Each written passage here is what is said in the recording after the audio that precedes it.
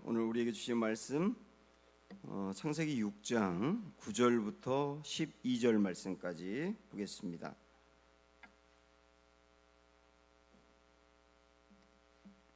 창세기 6장 9절부터 12절 말씀. 자, 우리 한 목소리로 읽겠습니다. 이것이 노아의 족본이라. 노아는 의인이요 당대의 완전한 자라. 그는 하나님과 동행하였으며 세 아들을 낳았으니 셈과 함과 야벳이라. 그때에 온 땅이 하나님 앞에 부패하여 포악함이 땅에 가득한지라. 하나님이 보신즉 땅이 부패하였으니 이는 땅에서 모든 혈육 있는 자의 행위가 부패함이었더라. 아멘. 주님이 하십니다 하고 우리 다시 한번 오늘 또 인사하겠습니다. 주님이 하십니다.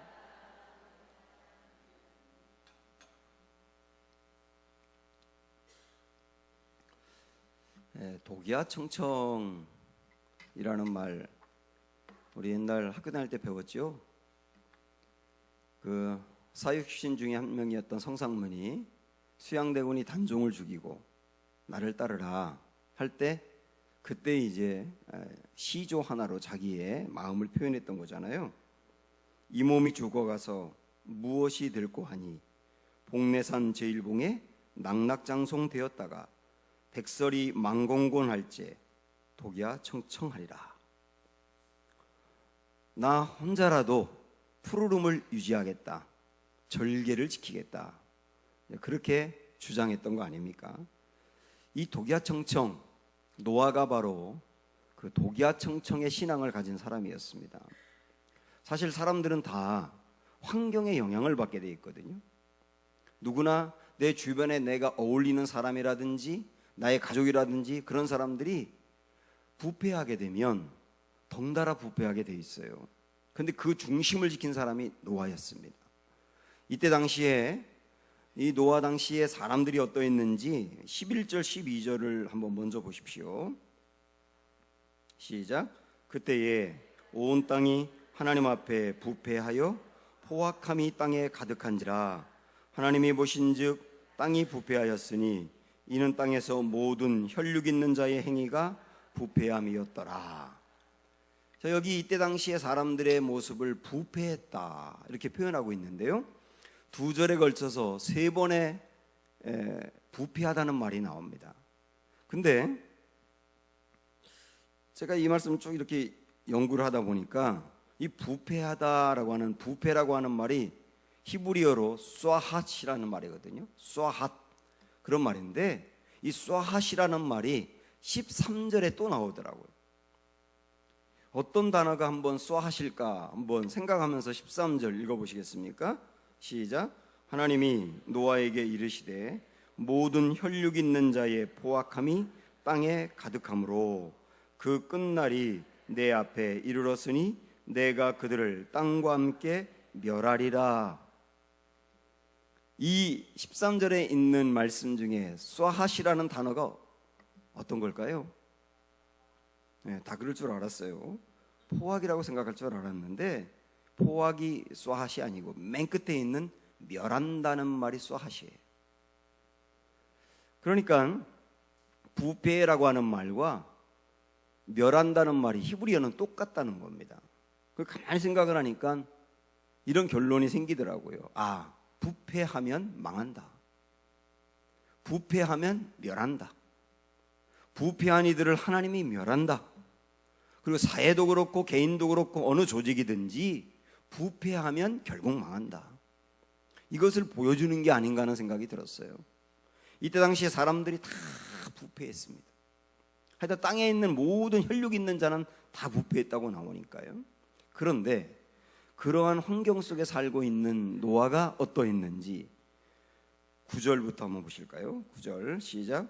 이것이 노아의 족본이라. 노아는 의인이요 당대의 완전한 자라. 그는 하나님과 동행하였으며, 이렇게 나옵니다. 이때 당시에 사람들은 그렇게 부패했는데 노아는 달랐다는 얘기를 하고 있지 않습니까? 그런데 9절 앞에 보면 이것이 노아의 족보다 이렇게 얘기했어요. 그러면 족보라고 얘기했다면 족보가 나와야 되잖아요. 그래서 사실은 이것이 노아의 족보니라 그러면서 10절로 곧바로 넘어가야 맞습니다. 그래서 노아는 세 아들을 낳았으니 셈과 함과 야벳이라 이렇게 넘어가야지 맞는 말이잖아요. 족보라고 했으니까요. 그런데 이것이 족보다라고 얘기해 놓고 셈과 함과 야벳을 낳았다는 말을 좀 뒤에 미루어 놓고 그 사이에 갑자기 노아는 의인이었고 당대 완전한 자였고 하나님과 동행하는 자였다, 이 말을 넣는 것은 뭐냐면 우리 하나님이 내가 노아를 소개할게, 노아의 족보를 소개할게, 노아는 셈과 함과 이렇게 나가려고 하다가 노아는 하고 딱 하니까 노아는 이런 사람이라는 말이 딱 생각이 나서 부각하고 싶은 거예요. 아, 노아 그 사람 참 의인이었고 당대 완전한 자였고 하나님과 동행하는 자였어. 그걸 강조하고 싶은 거예요, 하나님이. 강조하고 나서 노아가 셈과 함과 야벳을 낳았다, 이렇게 족보로 넘어가고 있는 겁니다. 하나님의 마음을 읽어보세요, 여러분. 여기에 이제 이 노아의 모습은 결국은 11절 12절에 있는 그때 당시 사람들의 모습과 9절에 있는 노아의 모습이 완전히 달랐다는 거 아닙니까? 그래서 노아를 독야청청이라고 말하는 거예요. 하나님은 그 노아를 쓰십니다. 불러서 주목하여 보고 찾아내서 그에게 사명을 주어서 그를 통하여 재창조의 역사를 이루세요. 모든 지면에 있는 것을 쓸어버린 다음에 노아를 통하여 하나님의 역사를 다시 시작한다니까요. 우리 생각으로는, 우리는 보통 그런 생각을 합니다. 어제도 나왔던 네피림이라고 있잖아요. 네피림이 누구라고 그랬습니까? 그때 당시에 영걸이라 그랬어요. 굉장히 능력 있고 대단한 사람이었다. 그 명성 있는 사람이었다 그랬지 않습니까?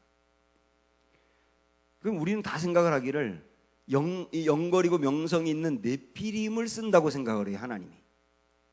그래서 우리 모두 다 네피림이 되려고 합니다. 그리고 우리 자녀들도 다 네피림으로 세우려고 해요. 그래야 쓰임받는다고 생각을 하니까요. 그러나 이때 당시에 네피림을 통하여 하나님의 역사를 나타낸 것이 아니고 전혀 드러나지 않았던 평범한 사람, 아주 평범한 사람, 그 사람 노아를 하나님이 주목하여 보고 찾으신 다음에 그를 통하여 하나님의 역사를 펼쳤다는 것을 기억하십시오, 여러분. 이 시대도 마찬가지 아니겠습니까? 꼭 우리가 네피림이 되어야만 쓰임받느냐? 그게 아니고 노아가 가졌던 생각과 가치관과 그의 영성과 삶, 그것을 보고 주님이 쓰신다는 걸 기억하시면 되는 거예요. 그래서 우리가 어제도 봤습니다마는 8절에 그러나 노아는 여호와의 은혜를 입었더라. 이 은혜가 뭐라고 그랬어요? 하나니라고 그랬지 않습니까? 노아가 하는 모습을 보고 하나님이 은혜를 베풀었다는 거 아니에요? 그러면 오늘 우리는 이 9절에 나와 있는 세 가지, 노아가 이때 당시에 어떤 모습이었느냐. 첫째, 의로웠다고 나옵니다. 의로웠다. 여기서 의로웠다는 말이 완벽했다는 뜻은 아닙니다. 죄를 지은 적이 없다, 그런 말도 아니에요. 전도서 7장 20절에 있는 말씀처럼 죄를 지은 적이 없는 의인은 단 한 명도 없다는 말씀, 로마서에 있는 말씀처럼 의인은 없나니 하나도 없다는 말씀처럼 죄를 지은 적이 없다, 그런 사람은 없지 않습니까? 노아도 마찬가지였고 뒤에도 넘어지는 경우가 나오는데, 우리가 여기서 늘 생각해야 될 것은 뭐냐면 당대에 9절에 나와요. 당대라고 하는 말은 그때 당시의 사람들과 비교해 볼 때, 그때 당시의 사람들은 어땠다고 나와요? 노아의 친척들도 다 부패했어요. 노아의 옆집에 사는 사람들도 부패했어요. 노아의 친구들도 부패했어요. 마을 사람들 전체가 다 부패했어요. 만나는 사람마다 부패했어요. 대화를 나누는 사람도 부패하고요. 일 같이 하는 사람도 부패하고요. 온통 사방이 다 부패한 사람 투성인데, 그러나 노아는 당대의 의인이었다는 거예요. 그들과 비교해 볼 때 상대적으로 의인이었다. 그러니까 다 부패해 가서 그런 영향을 안 받을 수가 없는데도 불구하고 그는 하나님의 뜻대로 살려고 애썼다는 겁니다. 완벽했다는 말이 아니고 애썼다. 그 상황에서도 애썼다. 하나님 그거 주목해 보신다는 거예요. 그래서 독야청청인 겁니다. 두 번째 뭐라고 나옵니까? 완전했다고 나옵니다. 역시 이 완전했다는 말이 흠이 전혀 없이 완벽한 사람이었다는 말은 아니거든요. 사실 이 완전하다라고 하는 이 단어를 정확히 해석하면 성실하다라고 하는 게 맞아요. 성실하다. 조금 더 다르게 말한다면 우직하다? 그 말이 좀 더 나을 것 같아요. 우직하다. 하나님이 노아에게 노아야, 내가 홍수로 이 땅을 멸할 건데 너의 가정을 건져낼 거야. 방주를 만들어. 방주가 뭡니까 하나님? 배야, 배. 배는 뭔데요? 배를 본 적 있어야지. 내가 만들려고 하는 대로 만들면 돼. 한 번도 본 적이 없는 배를 만드는 거예요. 그 크기가 어마어마하지 않습니까? 그걸 만드는 거예요, 가족이. 얼마나 만들어야 되나요? 120년 만들어. 120년 만들어. 이게 말이 됩니까? 이 명령을 받았을 때 우직하게 계속 매일매일 아침에 일어나면 밥 먹고 나가서 배 만드는 거예요. 5만 가지 생각이 노아에게 있었을 겁니다. 야, 내가 진짜 제대로 하나님의 뜻을 들은 거 맞나? 이렇게까지 신앙생활 해야 되나? 마을 사람들이나 친척들이나 얼마나 많이 놀렸겠습니까? 지금 너 뭐 하는 거냐고. 근데 그 놀림을 들으면서도 마음은 혼란스러울 수 있고 흔들릴 수 있지만, 그래서 하루쯤은 정말 안 나가고 배 만들지 말아야 되겠어 그랬을지 몰라도 그 다음 날은 또 아침에 추스리고 또 나간 거 아니에요. 이게 우직함입니다. 우리 신앙생활도 사실 모태신앙으로 태어나서 주님을 믿는 사람들은 평생을 믿는 거잖아요. 중간쯤 주님을 만난 사람도 마찬가지. 굉장히 긴 기간 동안 주님을 믿는 것인데, 우리가 시련도 당하고요, 유혹도 당하고, 상처도 받고, 회의감도 들고, 그래서 이 교회를 계속 가야 되나는 고민이 생기기도 하고, 중간 그래서 혼란스러워가지고 몇 주 빠져보기도 하고 그렇지 않습니까? 그래도 다시 마음을 추스리고 나오는 게 뭐냐면 우직함이라고요. 그걸 주님은 완전하다 이렇게 보시는 거예요. 제가 아주 좋아하는 구절 중에 하나가 이사야 26장 3절인데, 그럼 이런 말씀이 있습니다. 주께서 심지가 견고한 자를 평강하고 평강하도록 지키시리니 이는 그가 주를 신뢰함이니이다. 아, 이거 얼마나 귀한 말입니까? 하나님이 심지가 견고한 자를 지키신대요. 그래서 평강하고 평강하도록 하신답니다. 평강 한 번도 좋은데 평강하고 평강하니 얼마나 그의 삶이 평강하겠어요. 그런데 심지가 견고한 자를 맨 끝에서 뭐라고 표현하고 있냐면 주를 신뢰했다라고 표현하고 있어요. 많은 생각이 있고 혼란이 있고 고민이 있고 상처가 있을 수 있지만 그래도 주님이 맞는 거야. 근데 주님 붙들고 가야지.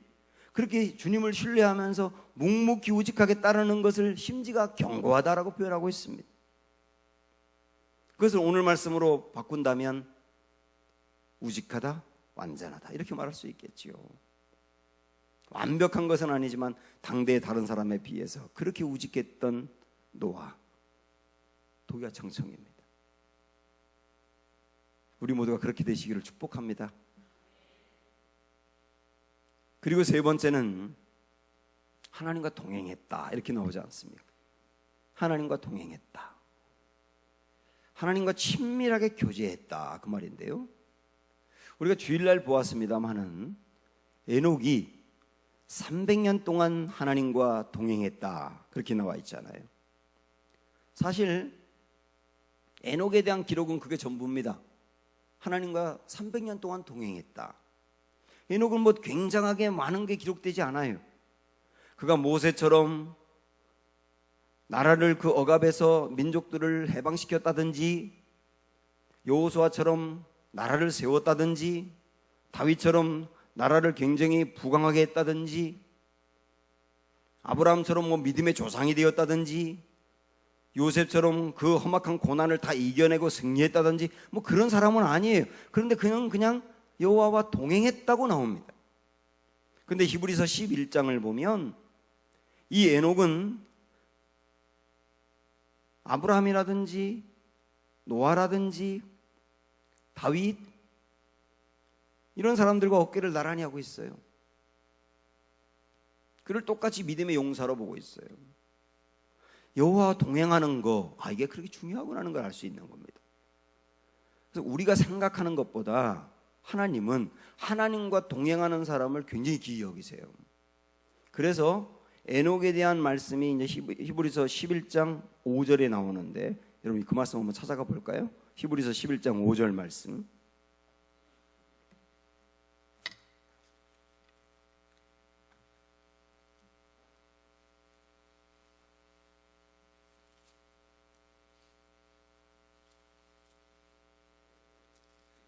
신약 성경 365쪽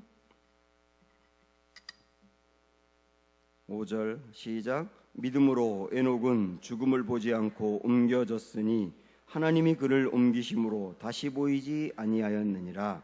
그는 옮겨지기 전에 하나님을 기쁘시게 하는 자라 하는 증거를 받았느니라. 자, 여기 이 지금 우리가 읽은 5절 말씀에 에녹이 하나님과 동행했다는 말이 나옵니까? 안 나옵니까?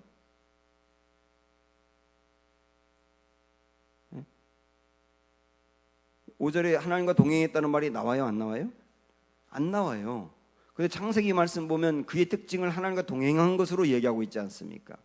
근데 이 5절의 말씀을 보면 하나님과 동행했다는 말이 나오는 게 아니고 뭐라고 표현하고 있냐면 하나님을 기쁘시게 하는 자라 이렇게 표현하고 있어요. 여기서 우리는 알 수 있어요.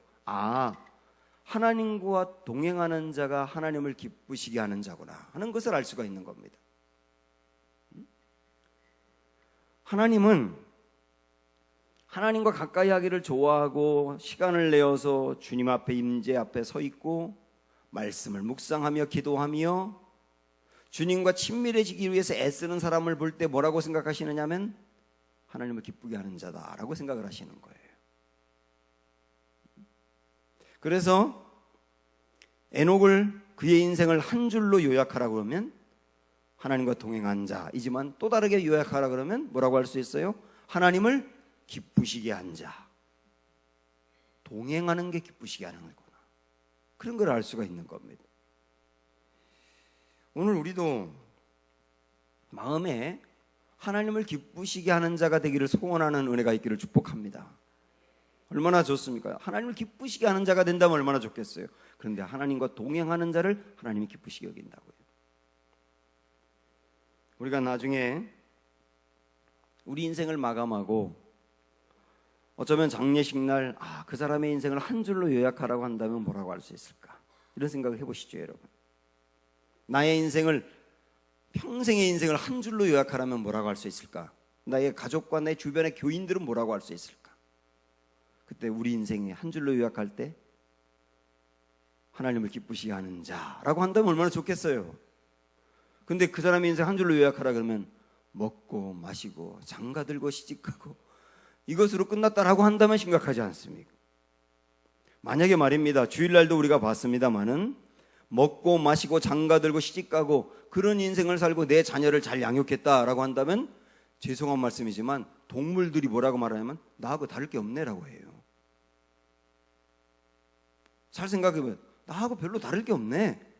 오히려 동물들 중에는 사람보다도 다음 세대를 더 잘 키우는 동물들도 많습니다. 독수리 여러분 아시죠? 독수리는 얼마나 강한 자녀 교육에 대한 철학이 있는지 몰라요. 낭떠러지에서 그냥 뚝 떨어뜨립니다. 그리고 땅으로 그냥 곤도박질 칠 때 끝에서 건져내고 그리고 둥지 위에 올려놨다가 새끼가 죽을 뻔했다고 우리 엄마 미쳤나 그러고 그럴 때 또 떨어뜨리고 그거 또 건져내고 그러다가 떨어지지 않으려고 날개짓을 하면서 공중의 왕이 되는 거예요. 혹독합니다. 절대 봐주지 않아요. 아주 강하게 키워내거든요. 저보다 나은 것 같아요. 자녀 교육을 하는데. 가시고기에 대한 여러분 얘기 들어보셨죠? 가시고기도 특별합니다. 암컷이 새끼를 알을 낳을 때 수컷은 둥지를 만듭니다. 부리로 둥지를 다 만들어 놔요. 그리고 알을 낳으면 그 둥지 안에 알을 보호합니다. 일주일 동안 수컷이 보호해요. 암컷은 떠나고. 그걸 보호하면서 지느러미로 계속 이렇게 바람을 불게, 쉬지 않고 일주일 내내 바람을 불게 한대요. 이렇게 그래가지고 그 부화하는 데 도움을 주는 거예요. 그렇게 일주일이 지났는데 하나도 먹질 않습니다. 그리고 새끼가 딱 태어나면 일주일 동안 그 새끼를 또 보호하는 겁니다. 다른 데 가지 않도록, 아직 나가면 안 돼 하고 이렇게 보호하면서 새끼를 일주일 동안 지키는데 역시 하나도 먹지 않아요. 2주 동안 아무것도 안 먹고 새끼를 보호하고 나면 탈진해가지고 죽습니다. 그러면은 자녀들을 위해서 그렇게 고생한 아버지이기 때문에 태어난 자녀들이 아버지 장례를 잘 치러주는 게 아니고 그 살을 뜯어먹어요. 그래서 마지막까지 자기 살까지 자녀에게 다 주고 떠나는 게 가시고기예요. 저도 어지간히 요란하게 제 아이들을 키우려고 했는데요, 제가 저희 아이들에게 했던 희생은 가시고기가 한 희생과 비교가 안 됩니다. 이렇게 동물조차도 먹고 마시고 장가들고 시집가고 자녀를 키우는 거, 그거는 잘할 수 있다고요. 우리 인생을 한 줄로 요약할 때 그것으로 끝난다 그러면 이건 아니지 않습니까? 주님이 이 땅에 우리를 보내셨는데 이 땅 살아가면서 이 세상이 많은 유혹이 있고 부패했지만 그 삶 속에서 흔들리지 아니하며, 사랑하는 여러분 축복합니다. 의로운 삶을 사시기를 축원합니다. 그리고 우직하게 주님을 바라보며 달려가기를 축복합니다. 그리고 무엇보다 주님과 동행함으로 말미암아 우리 인생의 한 줄로 요약한다면 하나님을 기쁘시게 한 자라고 하는 은혜가 있기를 주님의 이름으로 축복합니다. 함께 우리 찬양할까요? 모든 상황 속에서